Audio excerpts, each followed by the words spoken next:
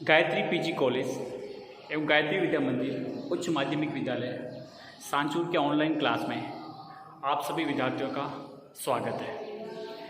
प्रिय विद्यार्थियों नमस्कार। देखिए, हम भारतीय राज्य व्यवस्था के अंतर्गत आज हम भारतीय संसद का अध्ययन करने जा रहे हैं। लेकिन इससे पहले अगर आपने हमारा YouTube चैनल सब्सक्राइब नहीं किया है तो जल्दी से चैनल को सब्सक्राइब कीजिए तथा बेल आइकन के बटन को प्रेस कीजिए ताकि जो भी नई अपडेट हो उसका नोटिफिकेशन आपको तुरंत मिलता रहे। तो आइए शुरुआत करते हैं भारतीय संसद के बारे में। देखिए, हमने पिछली कक्षाओं में पढ़ा कि संविधान के भाग 5 के अंदर हमारी संघ सरकार का पूरा उल्लेख किया गया है।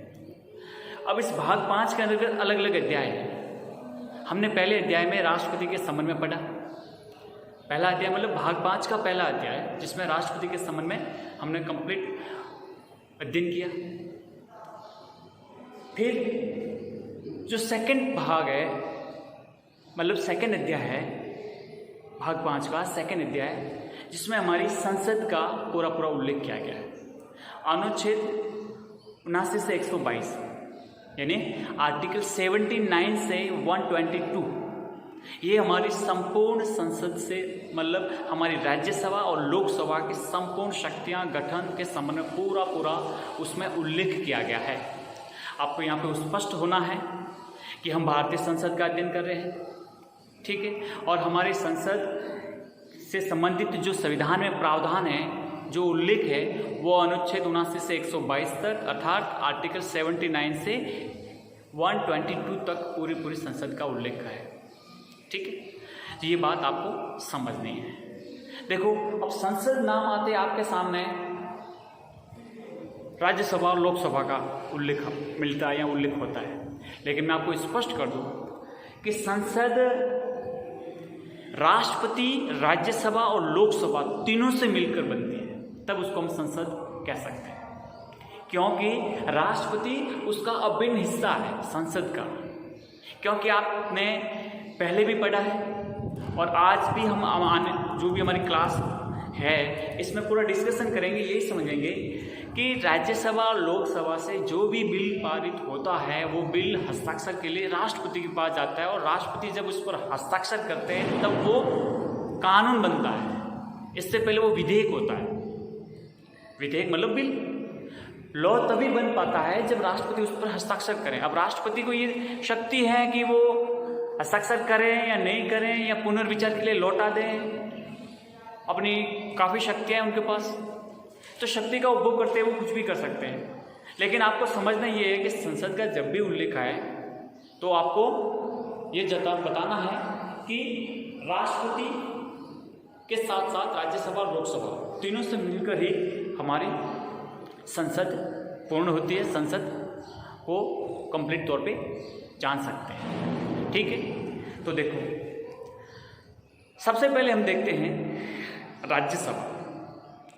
देखो, राज्यसभा की संरचना है वो इंग्लैंड का एक हाउस है जिसका नाम है हाउस ऑफ लॉर्ड्स।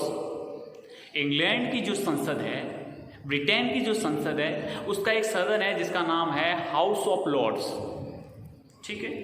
और कुछ मात्रा में जो अमेरिकी संसद जिसको मतलब कांग्रेस कहते हैं, अमेरिका की संसद को क्या कहते हैं? कांग्रेस। तो कांग्रेस का एक सदन है जिसका नाम है सीनेट।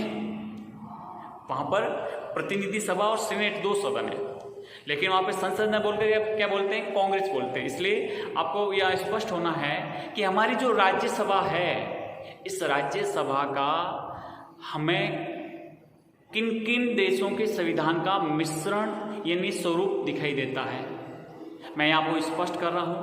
मैं सामान्य जानकारी के तौर पर बता रहा हूं कि हमारी जो राज्यसभा है, क्योंकि आप सभी को पहले वाली कक्षाओं में मैंने स्पष्ट किया है और आपने पढ़ा भी है कि हमारे संविधान पर ब्रिटेन के संविधान और अमेरिका के संविधान का व्यापक प्रभाव पड़ा है, बेहद प्रभाव पड़ा है, ठीक है।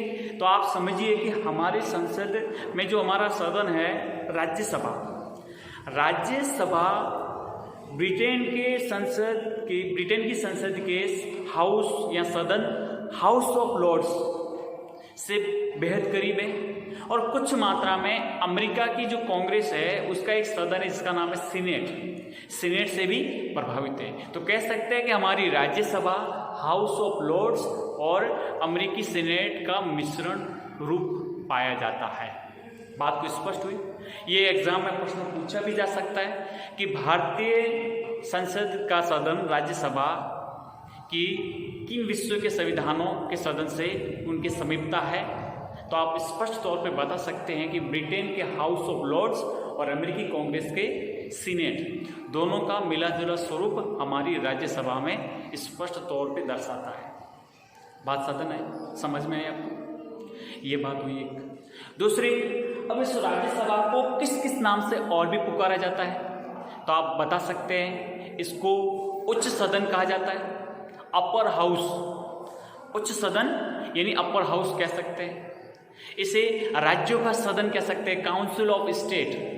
राज्यों का सदन कह सकते हैं क्योंकि इसमें जो भी मेंबर है वो हमारे भारतवर्ष के विभिन्न राज्यों से हैं। सदन में जो मेंबर की जो संख्या है वो अलग अलग राज्यों से आती है, राज्यों का सदन है। इसे दूसरा चैम्बर भी कह सकते हैं। पहला चैम्बर लोकसभा है, दूसरा चैम्बर कौन है? राज्यसभा। इसे उच्च सदन कहते हैं, लोकसभा को निम्न सदन कह सकते हैं। इंग्लिश में कहें तो अपर हाउस, लोकसभा को lower house, Rajya Sabha upper house और लोकसभा लोअर हाउस। तो कभी भी कोई भी नाम आए आपको किसी प्रकार का कंफ्यूजन नहीं पालना है, बिल्कुल बेझिझक स्पष्ट शब्दों में उच्च सदन, राज्यों का सदन, दूसरा चैम्बर, इस नाम से पूछा जाए तो आपके दिमाग में एक ही क्लिक होना चाहिए कि राज्यसभा की बात हो रही है, राज्यसभा का पूरा पूरा उल्लेख किया जा रहा है। आई बात समझ में? आपसे प्रश्न पूछा जाए कि हमारे राज्यसभा में ये राज्यसभा के स्वरूप गठन में संबंध में या शक्तियों के संबंध में किससे नज़दीक है? तो आप कह सकते हैं हाउस ऑफ लॉर्ड्स और अमेरिकी कांग्रेस के सीनेट सदन से बेहद नज़दीक है। स्पष्ट हुआ? अब मैं आपको स्पष्ट यहाँ पे और कर रहा हूँ कि हमारे संविधान का जो आर्टिकल 79 है, जो हमारा आर्टिकल संविधान का, जिसमें आर्टिकल 70 संसद का उल्लेख किया है। इसमें बताया गया है कि भारत के लिए या संघ के लिए एक संसद होगी। संघ के लिए एक संसद होगी जो राष्ट्रपति और दोनों सदनों से मिलकर बनेगी, जिनके नाम क्रमशः राज्यसभा और लोकसभा होंगे। स्पष्ट हुआ कि हमारी जो संसद है वो किन से मिलकर बनेगी? राष्ट्रपति, राज्यसभा और लोकसभा, तीनों से ही मिलकर हमारी संसद पूर्ण होगी। इसमें से कोई एक भी नहीं हो तो उसको संसद नहीं कह सकते। इसलिए आर्टिकल 79 स्पष्ट कहता है कि संघ के लिए संसद होगी। संघ मतलब हमारा भारत गणराज्य। संघ के लिए एक संसद होगी जो राष्ट्रपति और दोनों सदनों से मिलकर बनेगी, और उनके नाम क्या होंगे? एक राज्यसभा होगी और दूसरा लोकसभा होगी। आपको पहले बताना है राज्यसभा क्योंकि हमारा अपर हाउस है, उसके बाद में लोकसभा। ठीक है, ये बिल्कुल कई बार क्या होता है कि अपन लोकसभा का टर्म काफ़ी लोकप्रिय है, लोकसभा पहले यूज करते, राज्यसभा बाद में नहीं। संविधान में स्पष्ट तौर से आर्टिकल 80 में राज्यसभा का उल्लेख किया गया है और आर्टिकल 81 में लोकसभा का वर्णन किया गया है। इससे पहले कौन आएगी? राज्यसभा आएगी। तो आपको यहाँ पर स्पष्ट होना है कि आर्टिकल 79 हमारा क्या कहता है भारत के संविधान का? वो ये कहता है कि संघ के लिए एक संसद होगी जो राष्ट्रपति और दोनों सदनों से मिलकर बनेगी, जिसके नाम क्रमशः राज्यसभा और लोकसभा होगी।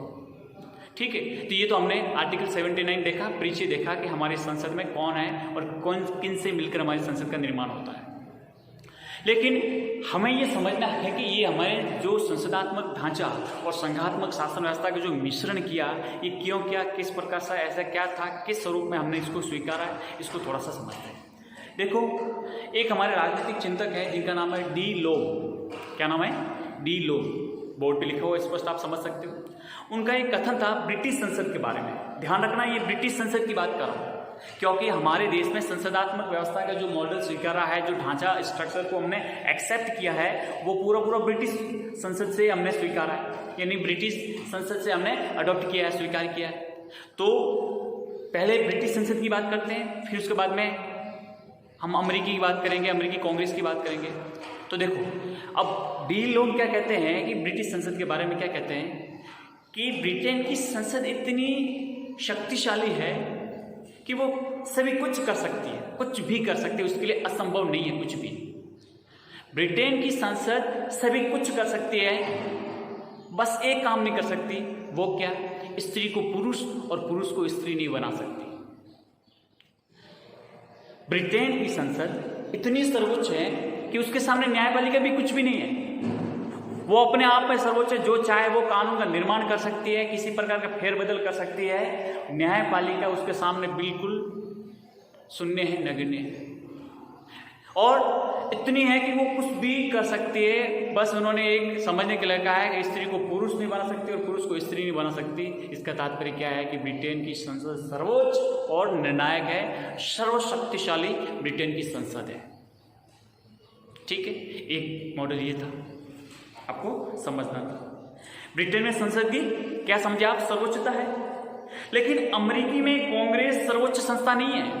अब बात करते हैं अमेरिका की, कि अमेरिका में संसद, जो अमेरिका की जो कांग्रेस है, अमेरिका की संसद को कांग्रेस कहते हैं, कि अमेरिकी जो कांग्रेस है वो सर्वोच्च संस्था नहीं है।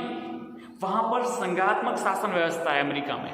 कौन सी है? संघात्मक शासन व्यवस्था है। तो संघात्मक शासन व्यवस्था के कारण लिखित और कठोर संविधान है वहां पे। वहां का संविधान लिखित है और कठोर संविधान है। इसलिए अमेरिकी संविधान की जो कांग्रेस में जो कानून निर्माण की जो शक्तियां हैं वो सीमित है, असीमित नहीं है। ब्रिटेन की संसद की तरह नहीं है कि वो कुछ भी कर सके। अमेरिकी कांग्रेस की एक कैपेसिटी, मतलब एक उसकी जो लॉज बनाने की, जो कानून निर्माण की जो शक्ति है वो सीमित है, असीमित नहीं है, क्योंकि वहाँ पर संविधान में सीमित शक्तियाँ दी गई है। वहाँ पर न्यायपालिका पास शक्तियाँ हैं, न्यायिक पुनर्विलोकन की शक्ति रखता है। इसलिए वहाँ पर ये ऐसी व्यवस्था के कारण वो ब्रिटेन की संसद की तरह सर्वोच्च नहीं है। दोनों में देखा आपने परिवर्तन। मैंने पहले ब्रिटेन की बात की और दूसरी अमेरिका की बात की। अब मैंने आपको ये एक बात दोनों क्यों बताया? क्योंकि हमारे यहाँ पर इन दोनों का मिश्रण पाया जाता है। अब हमने ये सोचा कि क्या ब्रिटेन की संसद की तरह हमारे देश की संसद को भी सर्वोच्च बना दिया जाए, कि जो भी किसी भी प्रकार का कानून निर्माण करना है वो कर सके। अब हमारी संविधान सभा के सदस्यों के सामने बहुत बड़ा प्रश्न था कि क्या करें और क्या ना करें। क्या ब्रिटेन के संविधान की तरह हमारे संसद को भी सर्वोच्चता दे दें? कल्पना करिए कि कभी भी हमारी लोकसभा में कोई बहुत बड़ा दल, बहुत ही प्रबल या प्रखंड जनादेश लेके आ जाए, अपने बहुमत के आवेश में वो तानाशाह बन जाए, मनमर्जी से कानून बनाने लग जाए, हमारे संविधान की धज्जियां उड़ाना शुरू कर दे, कुछ भी अपने मन के अनुसार कानून का निर्माण करने लग जाए, तो फिर रोकेंगे कैसे? संविधान की रक्षा कैसे होगी? क्योंकि मनुष्य है, कोई हमेशा कोई तय नहीं होता है कि जैसा आज है वो हमेशा रहेगा। विचारशील है, गतिशील है, उसके विचारों में कभी भी परिवर्तन आ सकता है। भगवान तो है नहीं मनुष्य। तो अब हमारे सामने चुनौतियां थी कि क्या करें, क्या हम ब्रिटेन की संसद की तरह करें कि अमेरिका की तरह करें। अब अमेरिका में क्या है? अमेरिका में संसद की जो कांग्रेस की शक्तियां वो सीमित है, वहाँ पर न्यायपालिका सर्वोच्च है, वहाँ पर शक्तियां हैं, न्यायिक पुनरावलोकन जिसको जुडिशियल रिव्यू कहते हैं, हर कांग्रेस के द्वारा हर बना जो भी कानून का निर्माण किया जाता है उसका जुडिशियल रिव्यू होता है। अगर वो संविधान के योग्य होता है, संविधान का अतिक्रमण नहीं करता है, तो वो कानून बना रहता है, नहीं तो कानून को समाप्त कर सकता है वहाँ का सुप्रीम कोर्ट। आई बात समझ में? तो हमारे संविधान सभा के सदस्य ये इस प्रकार का तालमेल बैठाने का काम किया कि हम ब्रिटिश मॉडल और अमेरिकी मॉडल का दोनों का समन्वय बैठाएंगे, दोनों का संतुलन बैठाकर भारत के संविधान में हमारी संसद का इस प्रकार से अपन निर्माण करेंगे। तो देखिए, भारतीय संविधान में ब्रिटिश और अमेरिकी पद्धति के बीच का मार्ग का जो स्वरूप अपनाया। संविधान निर्माता संसद की प्रभुसत्ता के आदर्श से प्रभावित थे, तो साथ ही संघात्मक व्यवस्था के लिखित और कठोर संविधान, मौलिक अधिकारों की व्यवस्था के कारण संसद को सभी विषयों में कानून निर्माण की शक्ति नहीं दी जा सकती थी, कि मतलब संसद हर विषय में कानून बनाए, ऐसा भी नहीं था। तथा साथ ही हमने न्यायिक पुनरावलोकन की व्यवस्था को भी स्वीकारा कि न्यायिक पुनरावलोकन की व्यवस्था की जाए, ताकि संसद कभी भी ऐसे कानून का निर्माण नहीं करे जो हमारे संविधान के लिखित उपबंधों के खिलाफ हो। ठीक है, तो इस प्रकार से हमने दोनों के बीच का मार्ग अपनाते हुए हमारे संविधान में ये व्यवस्था को स्थापित किया। ठीक है, इसलिए डी बसु, दुर्गादास बसु हमारे संविधान के बहुत बड़े प्रख्यात विद्वान हैं। उन्होंने कहा था कि भारतीय संविधान में अद्भुत ढंग से अमेरिका के न्यायालय की सर्वोच्चता के सिद्धांत एवं इंग्लैंड की संसदीय प्रभुसत्ता के सिद्धांत के बीच के मार्ग को अपनाया है। आई बात समझ में? दोनों के बीच के मार्ग को अपनाया है ताकि किसी भी की शक्ति को ज़्यादा वेटेज नहीं दिया जा सके और जो शक्ति है वो हमारी भारतीय जनता में ही निहित की जा सके। सुभाष कश्यप क्या कहते थे? ये भी हमारे भारत के बहुत बड़े संविधान के बहुत प्रसिद्ध मतलब इसके विचारक हैं, चिंतक हैं और इसके प्रकांड विद्वान हैं। क्या कहते हैं कि भारत में सार्वभौम प्रभुसत्ता केवल जनता में निहित है। संसद के अधिकार संविधान निर्दिष्ट मात्र हैं, यानी संसद के जो अधिकार है वो संविधान में लिखे हुए हैं, उसी के अनुसार वो अपनी शक्तियां प्राप्त करते हुए काम करते हैं। मूल रूप से जो सार्वभौमिक प्रभुसत्ता है वो भारतीय जनता में निहित है। एक हमारे ब्रिटेन के थे, लेकिन उन्होंने भारत के संविधान और भारतीय राज्य व्यवस्था का बहुत ही विस्तृत अध्ययन किया, अपना रिसर्च किया, शोध किया, तो उनका नाम था नॉर्मन डी पामर। अब नॉर्मन डी पामर क्या कहते थे कि भारतीय संसद विस्तृत शक्तियों का प्रयोग करती है तथा महत्वपूर्ण कार्यों का संपादन करती है। यद्यपि इसके कार्य भारत राज्य क्षेत्र के लिए विधियों का निर्माण करना है, तथापि इस दृष्टि से इसके कार्यों पर अनेक सीमाएं हैं। बात स्पष्ट हुई कि सब कुछ शक्तियां हैं, फिर भी अनेक उस पर सीमाएं हैं। संघीय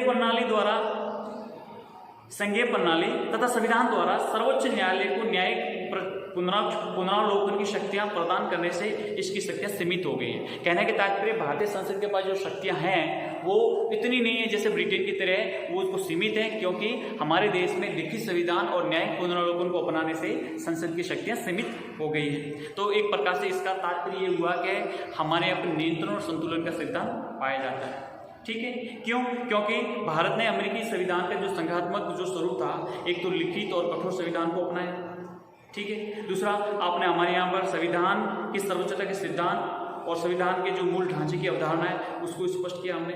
आपको मैंने बताया था 1973 के केशवानंद भारती के मामले में, ठीक है। दूसरा, संघात्मक ढांचे में जो राज्य सूची के कानून बनाने की शक्ति है वो भी संसद की सीमित है।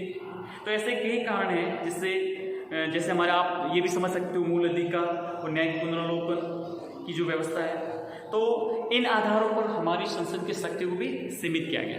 तो मैंने आपको ये थोड़ा भारतीय संसद के बारे में जब आप अध्ययन करने जा रहे हैं तो किस प्रकार की शक्तियाँ रखती हैं, किस प्रकार का हमें एक मॉडल का मिश्रण स्वरूप मिलता है, ये समझना अति आवश्यकता है। जिसलिए मैंने आपको पूरा उससे थोड़ा वाकिफ करवाया, ताकि आगे जो भी हम राज्यसभा और लोकसभा का अध्ययन करेंगे तो आपको इसको समझने में बड़ी आसानी रहेगी।